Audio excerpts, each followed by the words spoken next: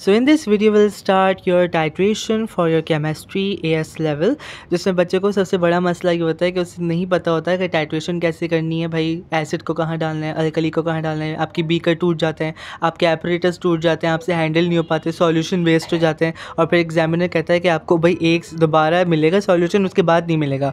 ठीक है, इन्विजिलेटर्स भी काफ़ी दफ़ा तो इतने सख्त होते हैं कि वो एक दफ़ा देने के बाद दोबारा सॉल्यूशन नहीं देते आपको। So be careful while performing your practicals. और मैं तो ये कहता हूँ कि आप 10 बार लैब करो अपनी एग्ज़ाम हॉल में जाने से पहले।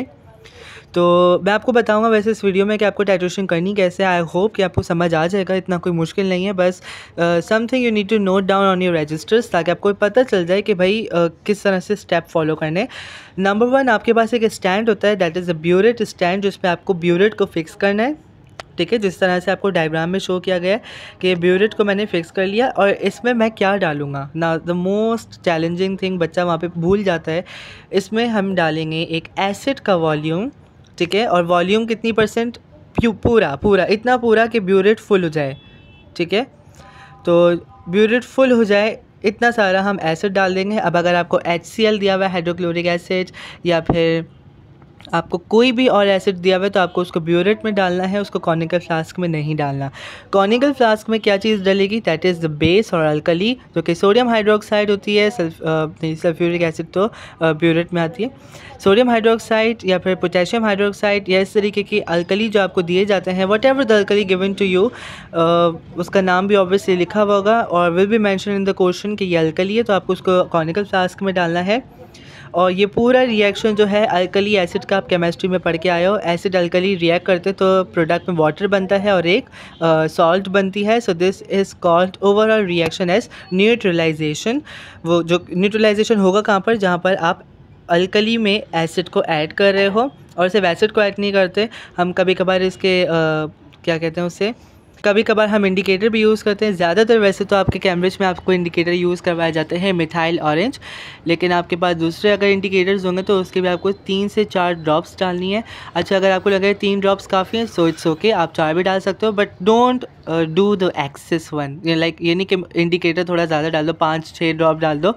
वो इतना सा जो है ना, इतनी सी चीज़ें, इतने से वॉल्यूम्स भी आपका एरर कॉज कर देते हैं। अब फॉर सपोज मैंने आपको दिया है हाइड्रोक्लोरिक एसिड और सोडियम हाइड्रोक्साइड, तो आप sodium hydroxide which is a base या अल्कली, आप उसको ऐड करोगे इन द कॉनिकल फ्लास्क और फिक्स वॉल्यूम पर ऐड करना है। यानी आपको पता हो कि आप कौन सा वॉल्यूम यूज़ कर रहे हो for sodium hydroxide in your conical flask, क्योंकि जब आप टाइट्रेशन को रिपीट करोगे तो आपको वॉल्यूम फिक्स रखना है। प्लस एसिड जिसको आप ब्यूरेट में डालते हो वो हाइड्रोक्लोरिक एसिड दी हुई है मैंने आपको, ठीक है, या सल्फ्यूरिक एसिड या और भी नाइट्रिक एसिड, इस तरह की एसिड सिर्फ ब्यूरेट में डलती हैं। कितनी वॉल्यूम डालना है ब्यूरेट में? इतना कि ब्यूरेट फुल हो जाए। ठीक है, तो कंप्लीट ब्यूरेट को फुल करना है। ठीक है, और फुल हो जाए ब्यूरेट तो आप फिर एसिड जो है वो फिर इतना आपको परसेंट डालना है, इतना वॉल्यूम आपका एसिड का होना चाहिए ब्यूरेट में। वाइट टाई का आप यूज़ कर सकते हो, लेकिन आई डोंट प्रेफर, क्योंकि कॉनिकल फ्लास्क में आप इस तरह से टाइट्रेशन करोगे तो भी सही है। मतलब it depends upon you.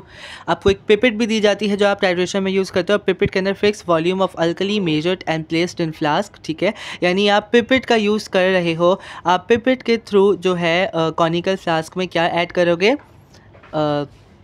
Alkali add करोगे। तो मैंने फिर कहा कि कॉनिकल फ्लास्क में तो क्योंकि बंदा रीड नहीं कर सकता, तो आपको कोई ऐसा इंस्ट्रूमेंट या कोई एपरेटस ऐसा चाहिए कि जिसके थ्रू आप मेजर कर सको वॉल्यूम।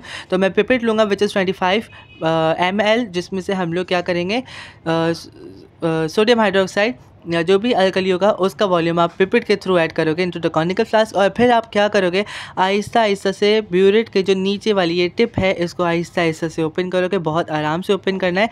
और उसके बाद ड्रॉप वाइज, यानी कतरे कतरे गिरेंगे हमारे जो एसिड के होंगे वो कॉनिकल फ्लास्क में गिरेंगे। बहुत ड्रॉप वाइज करना है, यानी एक ड्रॉप फिर दूसरा ड्रॉप तीसरा ड्रॉप। टाइम की टेंशन नहीं लेनी है। आई नो कि टाइम आपके पास थोड़ा कम होता है, तो आप ये कर सकते हो कि थोड़ा सा ज़्यादा कर लो कि थोड़ी ड्रॉप्स थोड़ी ज़्यादा गिरें और आपको इसको जो है वो क्या करना है, कॉनिकल फ्लास्क को हिलाना है। तो यहाँ तक तो आपको समझ आ गया ना कि आपको अभी क्या करना है। मतलब आपको ब्यूरेट को में क्या डालना है, एसिड को डालना है, और अल्कली को आपको कॉनिकल फ्लास्क में डालना है, और पिपेट के थ्रू आपको एसिड को ऐड करना है टू द कॉनिकल फ्लास्क। अब मेरे पास एक वीडियो है जो कि मैं आपको दिखाना चाहता हूँ कि किस तरह से टाइट्रेशन आपको परफॉर्म करनी है। सेटअप तो समझ आ गया ना। Moving towards that video. Okay, so यहाँ पर ये टाइट्रेशन परफॉर्म कर रहा है जिसने पूरा experiment accordingly to what I have tell set किया था। और आप देख सकते हो कि पिंक कलर आया था, उसके बाद डिसअपेयर हो गया। इसका मतलब कि न्यूट्रलाइजेशन रिएक्शन नहीं हुआ। तो आपको इसको इतना हिलाना है, वेल शेक करने कॉनिकल फ्लास्क को कि कलर चेंज आ जाए। जैसे यहाँ पर इंडिकेटर जो यूज़ किया उसने कलर चेंज आपको पिंक दिया है। तो इस तरह से टाइट्रेशन परफॉर्म करनी है आपको। एक रफ़ टाइट्रेशन होगी जो कि आप अपनी रफ़ टाइटर में लिखोगे, और आपको टेबल बनानी है जिसमें आपके पास ऑब्वियसली मार्किंग होती है। मैं मार्क स्कीम आपके सामने ओपन की हुई है, इसको मैं आपको बताऊंगा कि टेबल किस तरह से बनानी है। You need to give the headings first, second and third titration. ठीक है, ज़रूरी नहीं कि आप 4 टाइट्रेशन करो, but it depends upon you कि अगर आपको एक्यूरेसी मेजर करनी है, ठीक है, या एवरेज निकालना है तो आप उसके लिए 4 टाइट्रेशन ले सकते हो।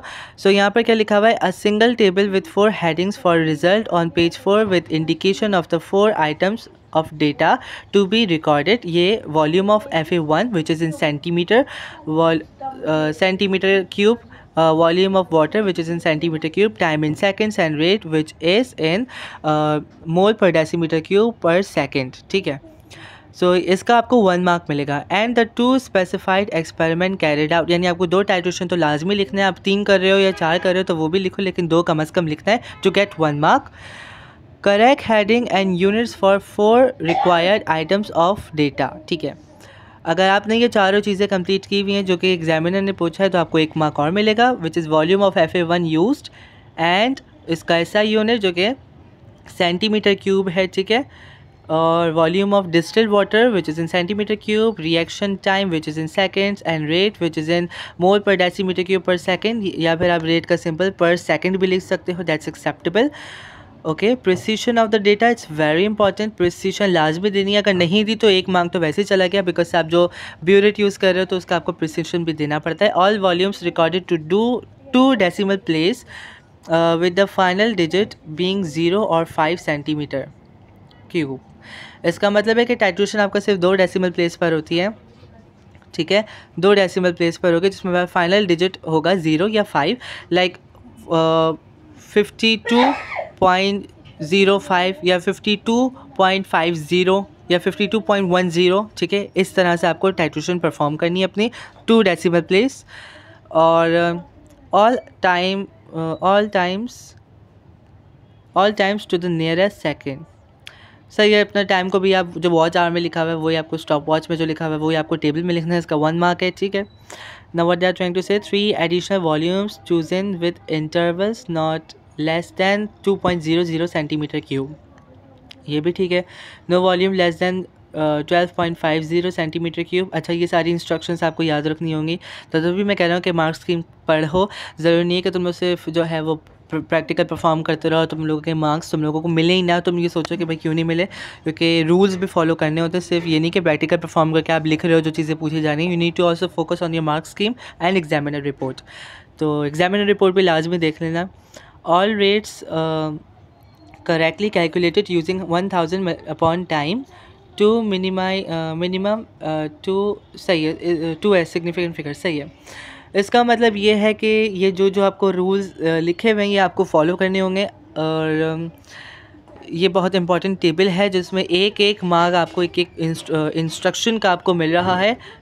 रेट को कैलकुलेट करने के लिए 1000 अपॉन टाइम आपको दिया हुआ है। ठीक है, तो ये आपको कैलकुलेट करना है। आंसर 2 सिग्निफिकेंट फिगर्स में होगा आपका।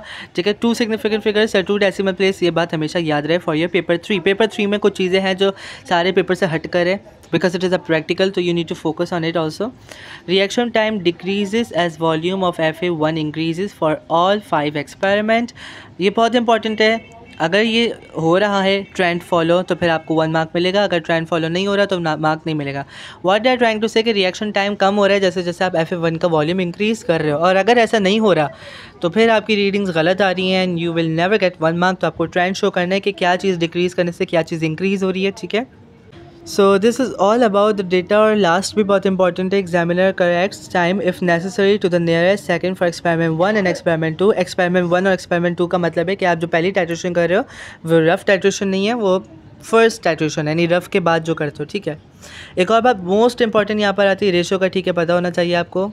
मोस्ट इंपॉर्टेंट बात जो यहाँ पर आती है कि भाई हम जब ब्यूरेट में अब हम ब्यूरेट लेते हैं, तो ब्यूरेट के अंदर हम लोगों ने भाई अल्कली को सॉरी एसिड को फिल किया है, लाइक हाइड्रोक्लोरिक एसिड को मैंने ब्यूरेट में फिल कर लिया। पहली टाइट्रेशन हो गई, that was the rough titration.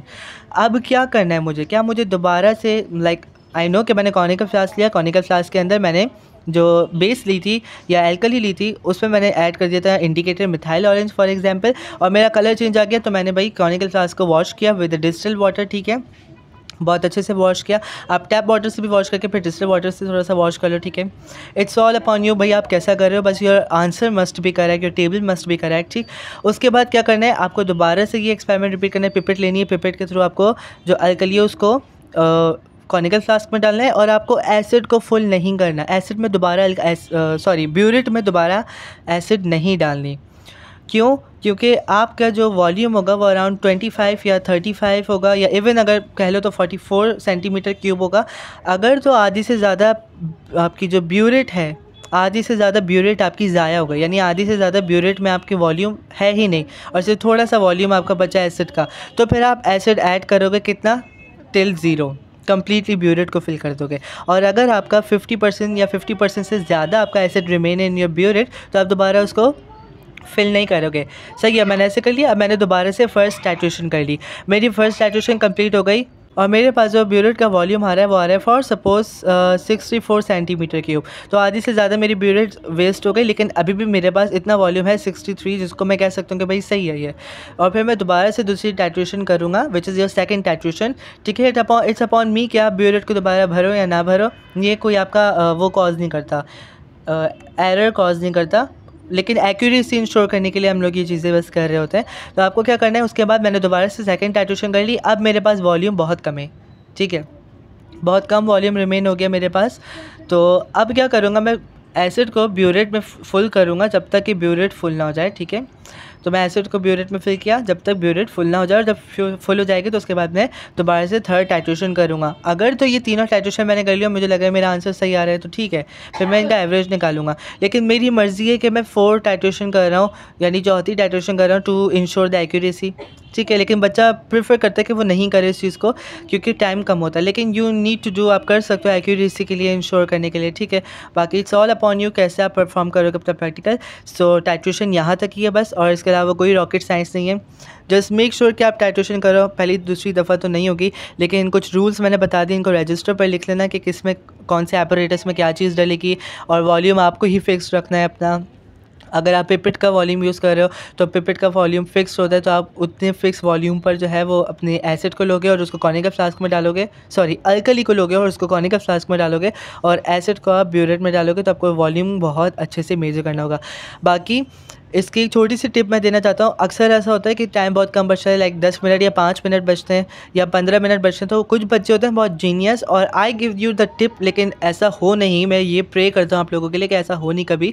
लेकिन अगर हो गया कि आपका टाइट्रेशन का टाइम बहुत कम बचा है, you are remaining with your final answer, बच्चा क्या करता है, वो कभी कभार टाइट्रेशन करता ही नहीं है, और वो क्या करता है, टेबल बनाता है और लिखता है 22.20 22.10 और अपनी तरफ से रीडिंग लिखता है। And quite to be honest, examiner report says कि ये रीडिंग्स करेक्ट है, क्योंकि वो आपको रेंज देते हैं। एग्जामिनर ये बिल्कुल भी नहीं कहता कि भाई मुझे जो वॉल्यूम है वो बिल्कुल 5.00 सेंटीमीटर क्यूब चाहिए, नहीं, वो आपको रेंजेस देता है, सच एज इसका वॉल्यूम 3 सेंटीमीटर क्यूब से लेकर 6 सेंटीमीटर क्यूब तक होना चाहिए। लेकिन हाँ, अगर आप उस रेंज से ही आउट ऑफ रेंज हो रहे हो तो फिर इसका मतलब है कि आपने कहीं ना कहीं मसला किया है अपने सेटअप में, या परफॉर्मिंग प्रैक्टिकल में कोई ना कोई मसला आया है, ठीक है। बाकी वो रेंजेस देता है और बच्चा इससे भी कर लेता है, क्योंकि टाइट्रेशन में आगे क्या है, कैलकुलेशन है, और इजीली बच्चे को पता है कि 20s में 30s में 2SF में 2 डेसिमल प्लेस में आंसर आते हैं, तो वो कभी कभार विदाउट परफॉर्मिंग द टाइट्रेशन आपका टेबल बना सकता है। And quite to be honest, ना फिज़िक्स में ये पॉसिबल है, ना ये बायोलॉजी में पॉसिबल है।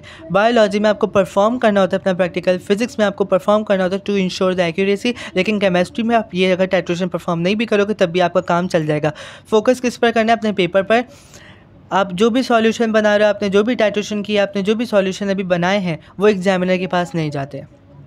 एग्जामिनर के पास क्या जाएगा, सिर्फ तुम्हारा पेपर, यानी पेपर 4 है तुम्हारा, वो एग्जामिनर के पास जाएगा और कुछ भी नहीं जाएगा। तो अगर तुम्हारी टेबल ही नहीं बनी हुई या टेबल सही नहीं बनी हुई तो तुम्हारे मार्क्स चले गए। फिर तुमने जितना भी अच्छा परफॉर्म किया हो प्रैक्टिकल, तो फिर उसके लिए जो है वो हम कुछ नहीं कर सकते। अच्छा, एक और क्वेश्चन यहाँ पर होता है कि क्या आप जो प्रैक्टिकल परफॉर्म कर रहे हो उसको आपको मार्क्स मिलते हैं? नहीं, इसके कोई मार्क्स नहीं होते। इन्विजिलेटर्स देखते तक नहीं है कि आप क्या परफॉर्म कर रहे हो, वो आपको खुद ही परफॉर्म करके आपका आंसर जो है वो आपको लिखना होता है। सो इससे कोई मार्क्स नहीं होते। और lab coat is necessary, yes आपको हर चीज़ नेसेसरी है, but if you don't perform तो इसका कोई नेगेटिव मार्किंग नहीं होती है, ठीक है। नेगेटिव मार्किंग सिर्फ फिजिक्स वाले में होती है, जिसमें वो खुद आपको बना कर देते हैं setup, if you require them to draw. वरना केमिस्ट्री में तो ऐसा कुछ नहीं है कि वो आपको कुछ भी करके देंगे, सब आपको खुद ही करना है। So have a good tip in it. बाकी नेक्स्ट वीडियोस में मैं आपको रिडॉक्स बताऊंगा कि रिडॉक्स का रिएक्शन कैसे करना है आपको परफॉर्म प्रैक्टिकल में, और identification of cations and anions which is a compulsory. Titration is also compulsory. Redox is not compulsory, मतलब ये ऑप्शनल होता है, कभी कभार दे देता है एज क्वेश्चन नंबर 2, कभी कभार वो नहीं देता। बाकी क्वेश्चन 1 तो टाइट्रेशन का होता है, और क्वेश्चन 2 हमेशा, या क्वेश्चन 3 हमेशा identification of cations and anions होता है। तो वो नेक्स्ट वीडियो में डिस्कवर करेंगे, जानेंगे। अब तक के लिए सिर्फ इतना ही। So do subscribe this video, और ये उन सारे बच्चों को भेजो जो बहुत ज़्यादा इस वक्त स्ट्रगलिंग करें with their practicals. Will see you in the next video. Till that take care.